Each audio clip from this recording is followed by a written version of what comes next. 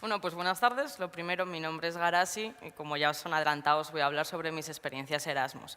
Y efectivamente, como es algo que yo he estado viviendo, estudiando y comunicándome en inglés, es el idioma en el que lo voy a hacer, ¿vale? Pero bueno, es algo muy sencillito. Si alguno no entiende algo, pues me lo dice y cambio de idioma, no pasa nada, ¿vale? So, last year I get a scholarship to go to Aalborg. Aalborg is a city placed in the north of Denmark and is the fourth biggest in the country. It has 130,000 people living there.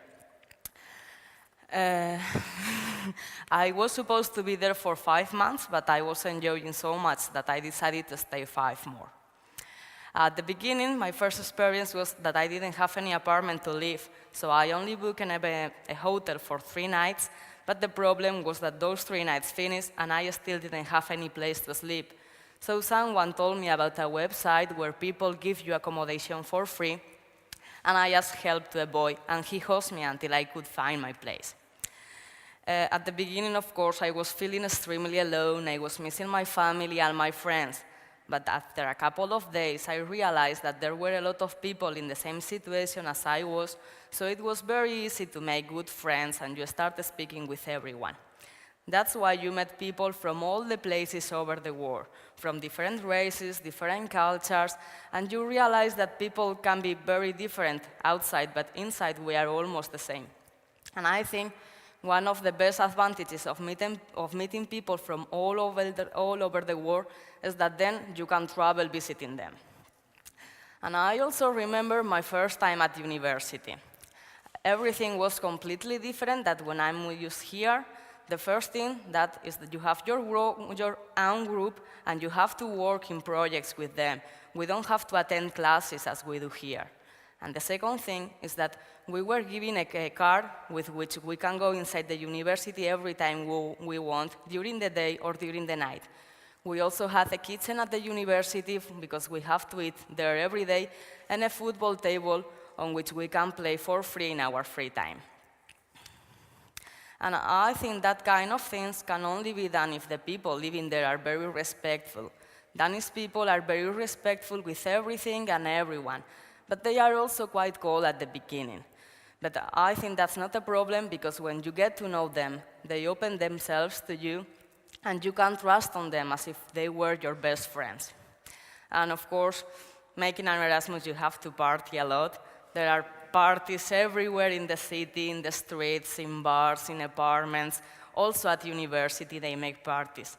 So no matter the day of the week it is, the weather outside, if you want to party, you can find the place. This is one of the places to party. It was called a student house. They make international parties every Wednesday. They also make concerts on weekends, and I think it was the perfect place to go because they had student prices, so it was quite cheap to drink beer. And another thing that surprised me a lot was the difference in the weather. In winter, there were only around 4 hours of sunlight a day. The problem is that at 7 or 8 in the evening, it seems to be very late, so you don't have anything else to do than partying and drinking. And on summer, it's completely the opposite. There are around 20 hours a day of sun, so you have to go to the parks with all your friends making barbecues, and of course, while you are eating, you have to drink. So I think one of the biggest disadvantages of making an Erasmus is that it's very easy to become an alcoholic. Okay? And I also remember the first time it was snowing. I was so excited, and I think that it was the first time in my life that I see so much snow everywhere. So all the international people, we met outside to play with the snow, to make snow wars, snowmen. And while we were playing, Danish people were looking at us like, what are you doing? It's snow, nothing else. And of course, if you are living abroad, you have to travel a lot. We really don't know how, but you always get enough money to travel. So this is one of the first trips we make. We were visiting the main cities in Denmark. So we visit Aarhus, Berlin, and Copenhagen. And I think Copenhagen is one of the most beautiful cities I've ever seen. And the good thing about living in another country is that you get to know places that don't appear in the map. That's, for example, Christiania. It's a free neighborhood in Copenhagen where you can buy and smoke weed legally. And this is another trip that we make visiting all the cities in the North countries. So we visit Oslo in Norway, Stockholm in Sweden, and Helsinki in Finland.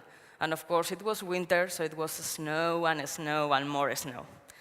The problem at the beginning, snow was fantastic, but after a while, it's like, I don't want to see more snow. So we decided to go to Greece to enjoy the sun, the beaches, and the weather.